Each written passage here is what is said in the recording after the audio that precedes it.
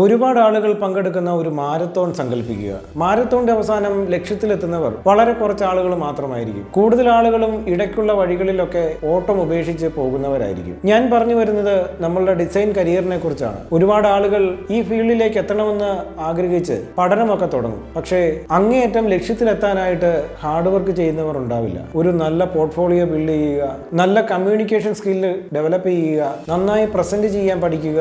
ഈ സ്കില്ലുകൾ കൂടി ഉണ്ടെങ്കിൽ മാത്രമായിരിക്കും നമുക്ക് നല്ലൊരു ജോബിലേക്ക് എത്താനായിട്ട് കഴിയും. ഇനി എനിക്ക് പറയാനുള്ളത്, നിങ്ങൾക്ക് നിങ്ങളുടേതായിട്ടുള്ള ഒരു യൂണിക് സ്റ്റൈൽ ഡെവലപ്പ് ചെയ്തെടുക്കുക. മറ്റാളുകളുടെ ടെംപ്ലേറ്റുകൾ അതേപടി യൂസ് ചെയ്യുന്നതിന് പകരം നിങ്ങളായിട്ട് റിസർച്ച് ചെയ്ത് തീമുകൾ ജനറേറ്റ് ചെയ്യാൻ പഠിക്കുക. നിങ്ങളൊരു ഇന്റർവ്യൂവിന് പോകുമ്പോൾ ഒരു എംപ്ലോയർ വിചാരിക്കുന്നത് എങ്ങനെയാണ്? ഒരു ഡിസൈനർക്ക് ഒരു മിനിമം ഇൻപുട്ട് കൊടുത്തു കഴിഞ്ഞാൽ ഒരുപാട് മൈക്രോ മാനേജ്മെന്റ് ഒന്നും ഇല്ലാതെ നല്ലൊരു റിസൾട്ട് കൊടുക്കുക എന്നുള്ളതാണ്. അതായത് നമുക്ക് ഡിസൈൻ ചെയ്യണമെങ്കിൽ നമുക്ക് നന്നായിട്ട് റിസർച്ച് ചെയ്യാനുള്ള ഒരു കപ്പാസിറ്റിയും ഉണ്ടാവണം. ഒരു ഡിസൈനർ സസ്റ്റൈനബിൾ ആയി നിലനിൽക്കണമെന്നുണ്ടെങ്കിൽ ഞാൻ ഈ പറഞ്ഞതുപോലെ ആയിരിക്കണം. ഡിസൈൻ ഫീൽഡിൽ കോമ്പറ്റീഷൻ കൂടുന്നുണ്ട്, അല്ലെങ്കിൽ സാച്ചുറേറ്റഡ് ആയി എന്നൊക്കെ പറയാറുണ്ട്. അതിന് കാരണം ക്വാളിറ്റിയുടെ കുറവുള്ളത് കൊണ്ട് തന്നെയാണ്. കോമ്പറ്റീഷനെ മറികടക്കാനായിട്ട് നിങ്ങൾക്ക് ചെയ്യാൻ പറ്റുന്നത് ഒന്നേ ഉള്ളൂ: ഹാർഡ് വർക്ക് ചെയ്യുക. നിങ്ങൾക്ക് നല്ലൊരു ക്വാളിറ്റി ഉണ്ടെങ്കിൽ നിങ്ങളുടെ ഡിസൈന് വേണ്ടി ആളുകൾ വെയിറ്റ് ചെയ്യും. നിങ്ങളുടെ ഡിസൈനിൽ കുറവുകൾ ഉള്ളതായിട്ട് നിങ്ങൾക്ക് ഫീൽ ചെയ്യുന്നുണ്ടെങ്കിൽ നിങ്ങൾ എത്രയും പെട്ടെന്ന് കൂടുതലായി പഠിക്കാനായിട്ട് ശ്രമിക്കുക.